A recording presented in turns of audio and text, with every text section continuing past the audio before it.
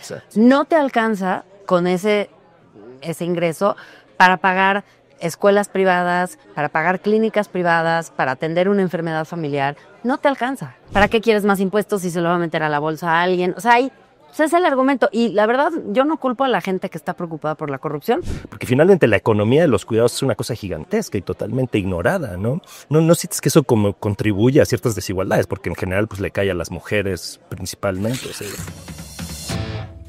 Bienvenidos a Open Bar, un lugar donde nos hablamos como iguales. Hoy vamos a entrarle a un tema que es posiblemente el origen de todos los males sociales, la desigualdad, esa fuerza que nos separa y que tanto le sirve a los gobiernos para controlarnos.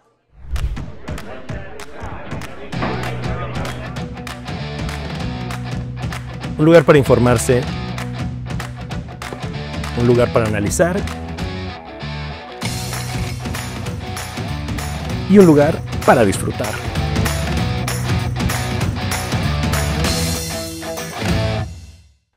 Hoy servimos un cóctel que reconoce su propia identidad. Es amargo, intenso y con una nota brillante de lucidez. El cóctel del día es un Campari con naranja. Para eso vamos a servir 1.50 oz de Campari en un vaso con mucho hielo y vamos a complementarlo con jugo de naranja. Decoramos con una naranjita y listo. Hoy nos acompaña Alejandra Haas, licenciada y maestra en Derecho, especialista en Derechos Humanos y Justicia Económica, expresidenta de CONAPRED y actual directora de Oxfam México. Ella lleva años evidenciando que la desigualdad no es un accidente, sino una decisión política. Bienvenida, Alejandra, a Open Bar. Muchas gracias.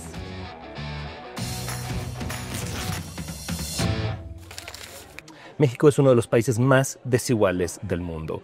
Entre los de la OCDE está entre los peores, con una concentración de la riqueza brutal y tal. Sabemos que además la desigualdad se manifiesta en muchas distintas maneras, es multifactorial, digamos, ¿no? Salud, educación, bla, bla, bla, bla. Pero hay algo que me preocupa y que quiero que tú nos ayudes a entender, que es cómo la desigualdad impacta el tejido social y la convivencia cotidiana en nuestras comunidades y en nuestras vidas. Yo creo que esa es como una parte de que no se ven los números y que qué bueno que la abordas, porque siempre que hablamos de desigualdad tendemos a cubrir la parte numérica, ¿no? Exacto. Que el 50% de la población vive en pobreza. El 40% tiene todo el dinero, bla, bla, bla, bla. Pero creo que donde más tenemos que poner atención es justamente que las comunidades, las ciudades, la convivencia social y el tejido, como le llamas, sí se ve afectado por una desigualdad profunda, porque finalmente un país democrático, como tiene la vocación de ser México... O la tenía menos, cada vez menos, pero bueno. Lo que se busca es que compartamos, los habitantes de este país, un destino común, que compartamos el deseo de tener bienes comunes, ¿no?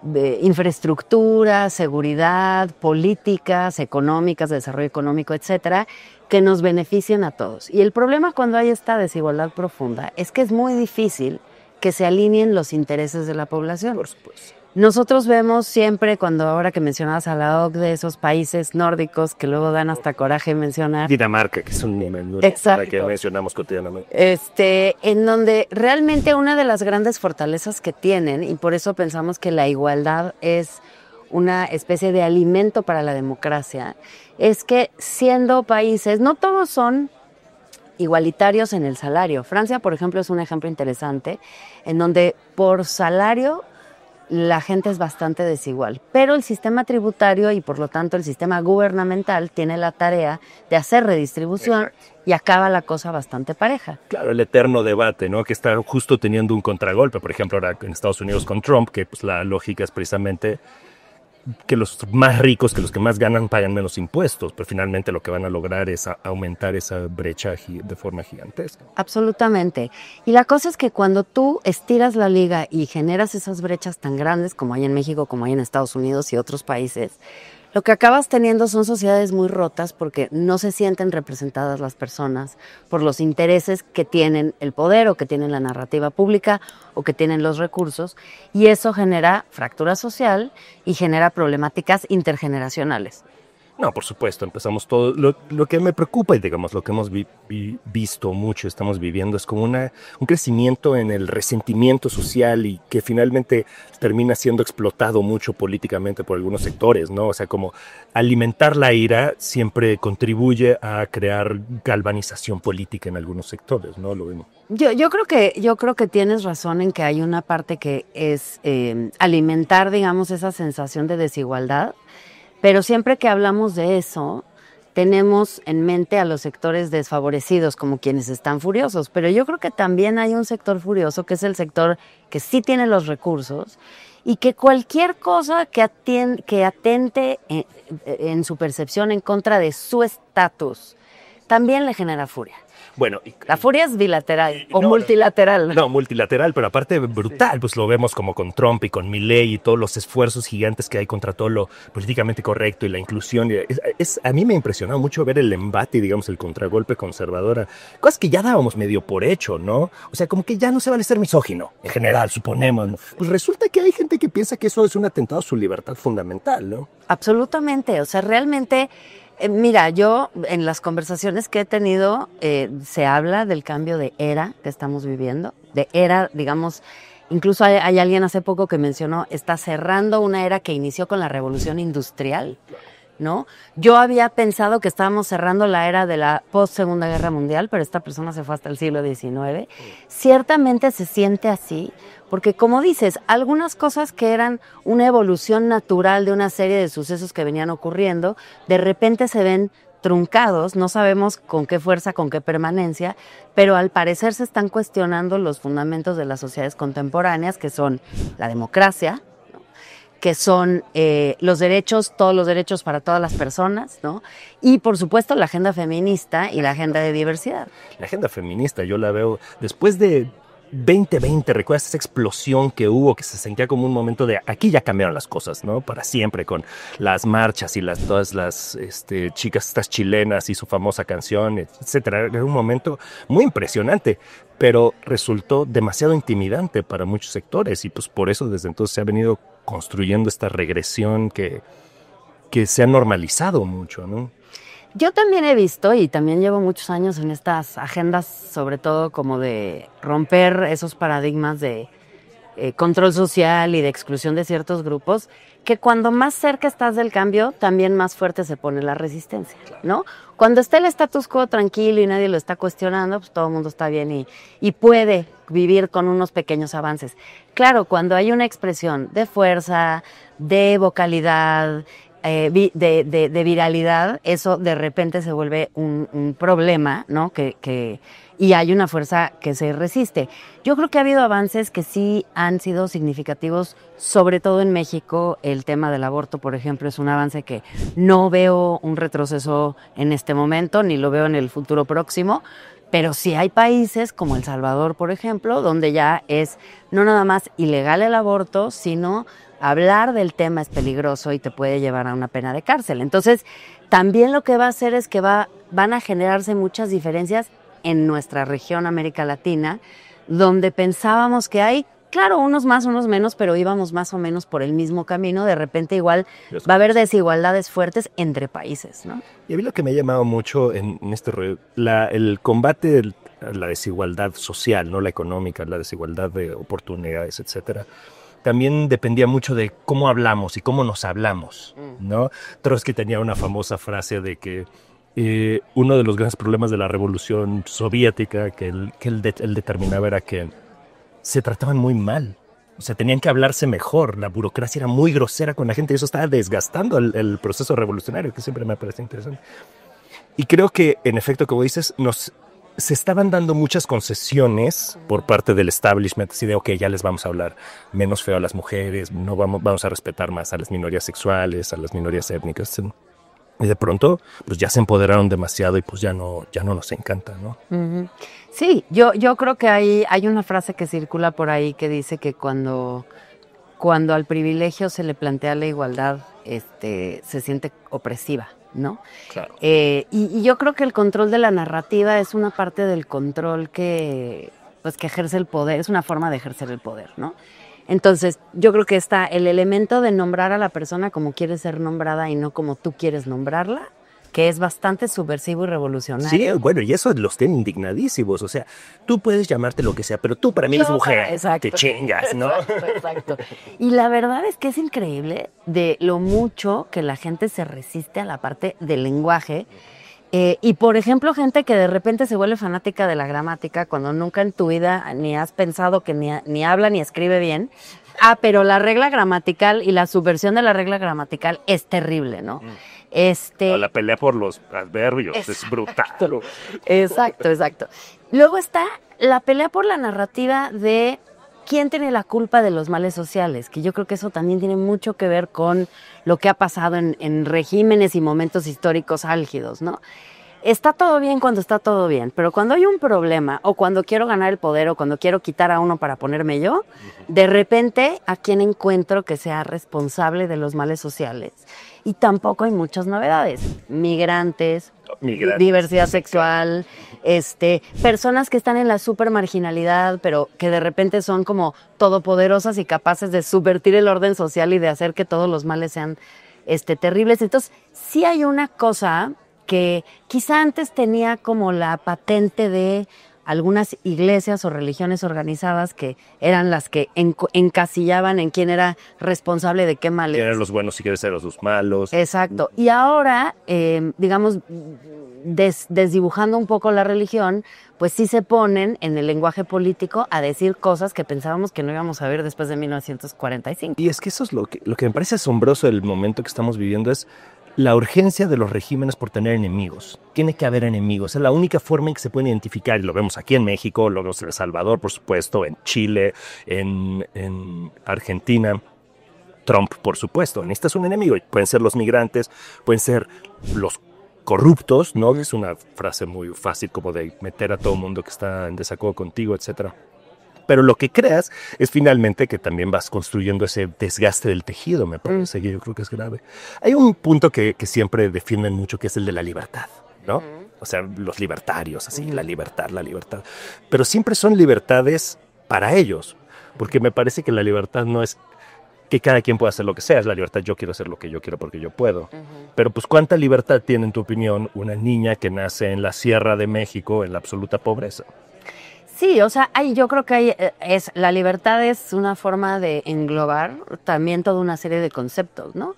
Porque dentro de ese aparente ejercicio de la libertad está también, por ejemplo, la meritocracia o la falsa meritocracia, que es yo tengo libertad y tengo voluntad de convertirme en la persona súper exitosa que quiero ser y gracias a mi esfuerzo personal lo logré. Claro. Y eso no nada más desdibuja, como dices, las enormes desigualdades y la imposibilidad de la gente de ascender socialmente, que en México es casi absoluta, sino también invisibiliza otra cosa, que en México es más fácil salir de pobre que salir de rico.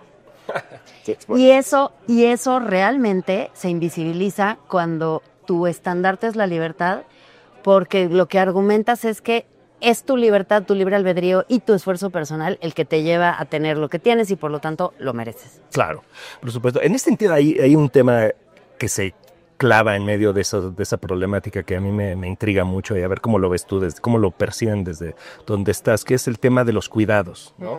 Hay una gran discusión, y la hubo en el gobierno pasado, pero al final en el Congreso nunca pasó y tal, si iba a ser una ley de cuidados para garantizar, porque finalmente la economía de los cuidados es una cosa gigantesca y totalmente ignorada, ¿no? No sientes que eso como contribuye a ciertas desigualdades, porque en general pues le cae a las mujeres principalmente, así.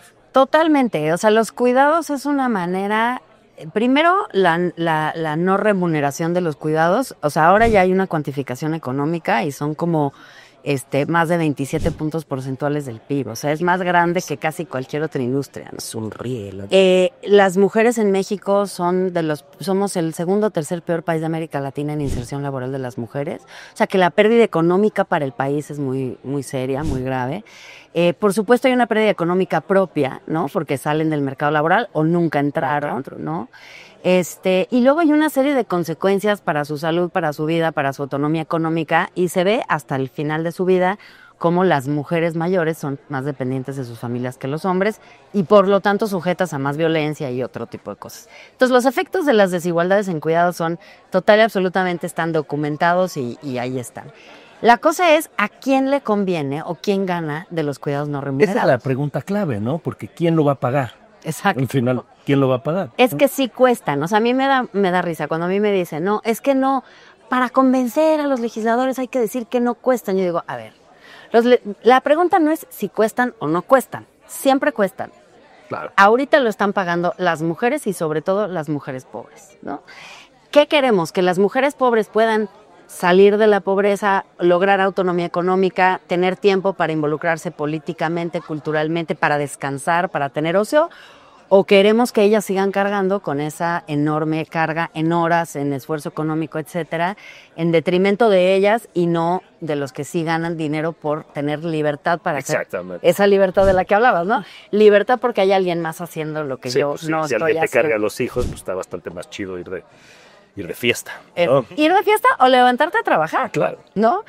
Pero alguien está ocupándose de los hijos de la comida. Y yo creo que en la pandemia, y tienes razón que hubo un auge hace relativamente poco, en la pandemia fue muy evidente, ¿no? O sea, veías el gran alarde que se hizo de aquel entrevistador de la BBC que de repente escribió el bebé, el video, etcétera, y no sé qué. Pero al final, que todo el mundo pensó que era su empleada y era su esposa. Sí, había todo mal. Todo tipo de hipótesis. Pero al final, esa es la vida de las mujeres. Uh-huh. Todo el tiempo estás trabajando y con un ojo puesto en que el niño, la niña, Y entre más pobre eres, hicimos hace unos años un estudio, hace poco, o 2 o 3 años, un estudio sobre la parte más cualitativa de por qué se arman estas redes y cómo funcionan. Y lo que encontramos es que en México la sociedad sí espera que sea una mujer, aunque sea lejana en su parentesco, para cuidar a la persona que tenga que cuidar. Entonces, si tienes un hijo, mejor con la nuera. Si no puede ser la nuera, mejor con la prima. Y si no es la prima de la nuera. Pero el hijo no te va a cuidar. Exacto, sí. Y eso es muy fuerte. Oye, una cosa que me interesa mucho, que es el tema de los programas sociales, ¿no? Ustedes lo han analizado mucho en los... Ya, mira, ya estás tirando todo. Y déjame darte otro por ahí. Perfecto. No, sí. Gracias. No.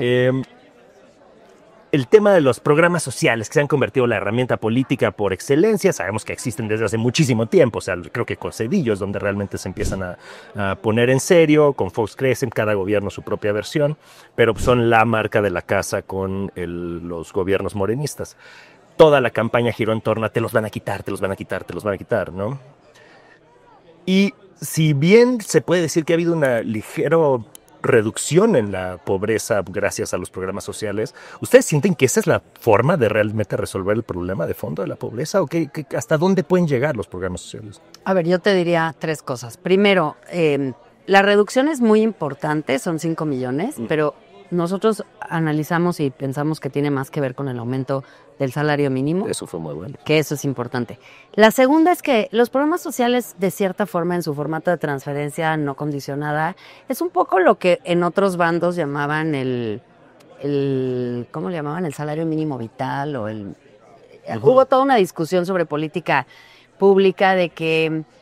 O sea, yo creo que es algo no peleado. O sea, realmente sí está bien que la gente que más lo necesita reciba una pensión, un dinero en efectivo que le permita ejercer ahí sí cierta autonomía económica. Lo que decíamos en Naciones Unidas era, si un niño está muriendo de hambre, hay que darle de comer. O sea, no, eso no está debate de dónde va a salir. Exacto. Entonces, no, porque por supuesto los programas sociales tienen razón de existir y lo demostró Lula en su primer gobierno, realmente transformó a la economía. O sea, la problemática que yo te diría es doble, ¿no? O sea, el programa social per se, como una transferencia, tampoco te mantiene. O sea, es un complemento familiar para lograr que las personas vivan con mayor dignidad. Y en la pandemia fue muy importante, sí, porque hay mucha gente de ese grupo social que se quedó sin trabajo porque viven al día en trabajos informales, son los trabajos que más rápido se perdieron. Entonces, el problema es cuando se piensa que se sustituye esa transferencia por servicios públicos. Exacto. No te alcanza con ese ingreso para pagar escuelas privadas, para pagar clínicas privadas, para atender una enfermedad familiar. No te alcanza. Lo ideal sería tener servicios públicos universales y de calidad, Claro. y una transferencia a quien más lo necesita, un poco para remontar esas desigualdades.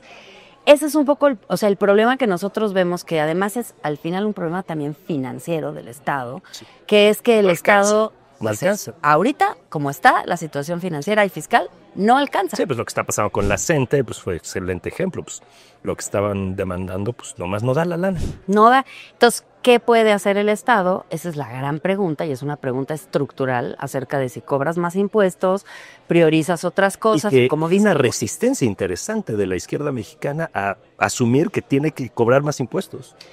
Y para mí difícil de comprender, porque sobre todo la urgencia está clara. Exactamente. Oye, lo que me preocupa especialmente de los programas sociales es su manejo político. O sea, porque algo que debería ser en efecto un derecho, ustedes hablaban pues de que podrían ser universales pues, porque si son universales, pues ahí ya no son herramientas de nadie, ¿no? Porque sí se usan efectivamente para comprar y coaccionar el voto constantemente. Mira, desafortunadamente esa práctica es histórica en Sí, México. obviamente. No quiero La decir, inventaron los priistas, No lo más quiero- se ha perfeccionado intensamente. no quiero decir con eso que sea ni aceptable, ni adecuada, ni no condenable. Simplemente lo que digo es, me parece que es importante priorizar cuál es tu... O sea, lo que quiero decir es que el punto de la corrupción es un punto que constantemente sale cuando hablas de finanzas públicas, en cualquier caso, ¿no? Siempre la gente te dice, ¿para qué quieres más impuestos si se lo va a meter a la bolsa a alguien? O sea, ahí ese es el argumento. Y la verdad, yo no culpo a la gente que está preocupada por la corrupción, porque obviamente a todos como ciudadanos nos preocupa. Obviamente. Pero la cosa es esta cosa de juego de suma cero, donde dices, entonces que no cobren impuestos y que no haya programas sociales y que no se haga tal porque hay corrupción. Y entonces acabas anteponiendo la corrupción a todos los bienes sociales que se pueden construir, en lugar de controlar la corrupción a través de diversos mecanismos. Lo que creo es que la discusión que tenemos que tener en términos de corrupción, y yo no soy un especialista en el tema, es qué tenemos que hacer verdaderamente y cuáles son los mecanismos para lograr que haya menos corrupción. Pero A no... nadie le conviene, el problema es que a nadie le conviene. Digo, no le convenía a los priistas, no le convenía a los gobiernos panistas, no le conviene ahora porque abatir la corrupción también te quita un margen de operación que es fundamental en términos de cómo hemos construido la cultura política en México. Los partidos necesitan ser corruptos porque si no, no se pueden financiar, ¿no? Es una tragedia, pero no saben cómo hacerlo de otra forma. Pero entonces quizá este es el momento para replantearse esa cultura política. Absolutamente. Ahora que hablábamos del cambio de era, si es un cambio de era verdadero, reimaginemos qué cultura política queremos. Pensemos fuera de la caja, ¿no? Sí, bueno, Alejandra Haas, se nos acaba el tiempo. Salud, casi no tomaste nada. Salud, ahorita me doy trago. Lo único que me gustaría es que nos contaras de todas las locuras que has escuchado. Seguro has escuchado muchas locuras en bares. ¿Puedes pensar en alguna en particular que te haya dejado una marca? ¿Locura en un bar? Sí. ¿O en algún lugar? ¿Cómo de qué tipo? Bueno, así como un borracho haciendo una cosa delirante. Bueno, me acuerdo ahora que lo dices de una vez que fui a un bar en donde era minúsculo, había un pianista y el pianista se dedicaba a tocar canciones de musicales y se ve que toda la gente que iba a ese bar era gente que iba todos los viernes y todos los sábados y se sabía todas las canciones.